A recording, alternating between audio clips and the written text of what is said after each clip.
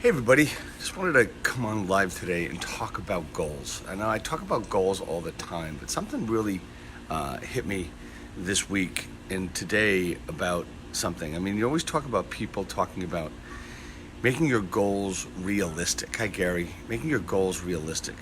And I think if someone's telling you that your goals should be realistic and you shouldn't set lofty goals, walk away from them. They don't know what they're talking about, and it's a lot of shit. Understand something. Whatever you want to accomplish, you can. We've been told that since we were kids. Whether you're 25 years old now, or 65, or 75, or 85, you can still achieve any freaking goal you want to achieve. Now, the steps to achieve them, that's a different story. A lot of times we go to these, these seminars, or we go to these things. I mean, in real estate, it's like, find out how to do 3 listings a day and all this other crap. Well, you know what? A lot of stuff is crap, but some of it's really good, and a lot of it is motivational. Where it's supposed to motivate you and get you pumped up to do this kind of work and to get there. The problem is that they set these goals and they say you got to do this, this, this, and this. Well, what happens is that the path, the little steps, are so freaking daunting that you really have trouble getting to them. Right? I'm sorry about that. Cover that up. And we're not thinking about, the lofty goal. We're thinking about the little step to get there, and that little step is, we can't even see the goal. It's like we can't see the forest for the trees. And what we want to do is be able to see the forest for the trees. We want to know that the forest is there and each little tree is there. Look, it's a matter of, taking that path from, when you get to a fork in the road, which way are you going to go, right or left? When you know right is the right way and it's going to get you where you want to go. But the left one is more intriguing. It's sexier. It's ready to go. But you're going to find out that it's probably the wrong way to go. And then it's going to take you 2, 3, 4, 5 times as long to get to the right path. That's life. That, in a nutshell, is what life is all about. Getting from the left to the right, the wrong to the right. Not that you're doing anything wrong. Good morning, Mike. How are you? The problem that we all face is that we all want to achieve these goals. And we set these, the steps. We make a commitment to our goals. We set up the action steps. And then when we go to perform, which is the most important part of your goal setting and your goal achieving, is you just can't do it because you've set these lofty action steps to get there. I'll give you an example, right? So I run 3 days a week. And when I started running this time, like I've run my entire life, and I ran a half marathon in February, and I stopped running after that because, I was done. I ran 13.1 miles.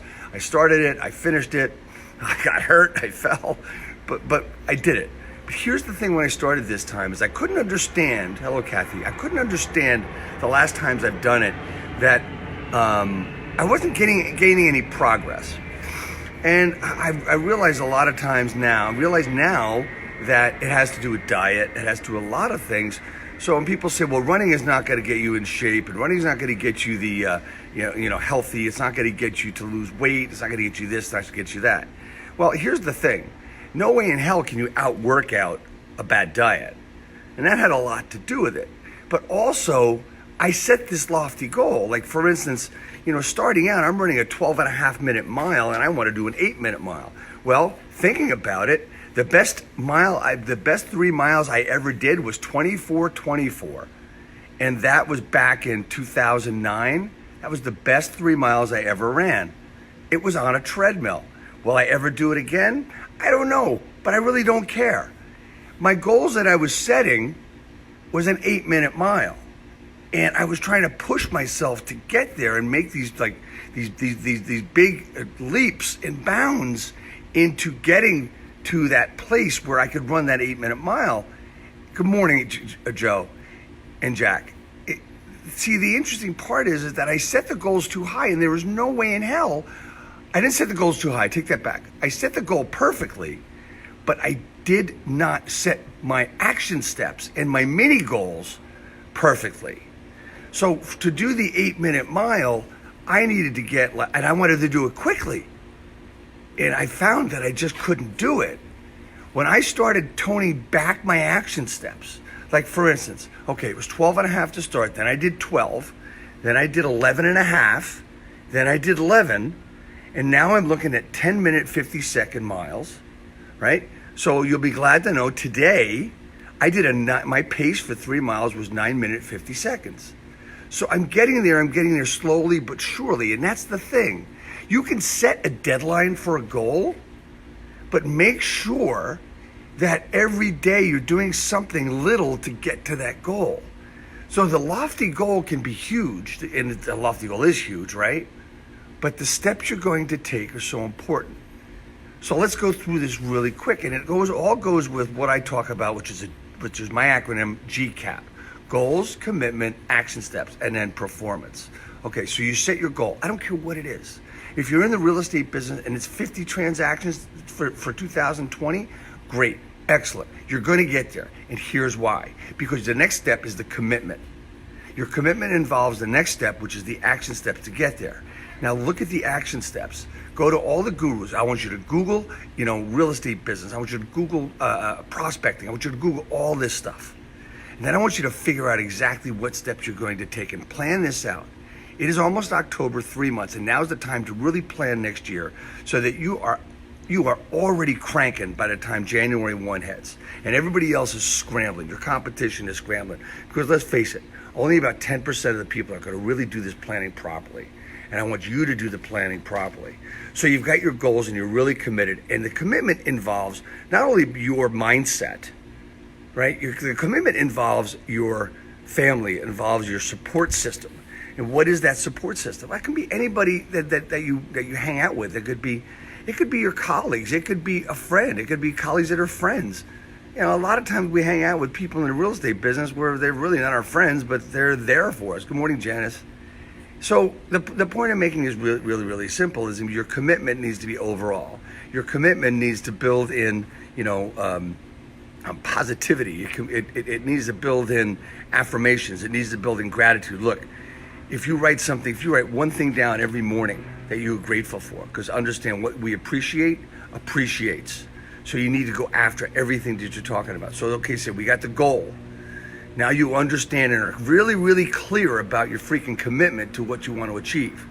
Now it's the action steps. How are we going to get there? Let's put it all together. As I said, Google anything and everything. Figure it out. Figure out what you like to do, what you don't like to do. And maybe that's something you just start doing, is write down what you like to do in your business or write down what you don't like to do in your business. Can you afford to have someone else do the shit that you don't like to do?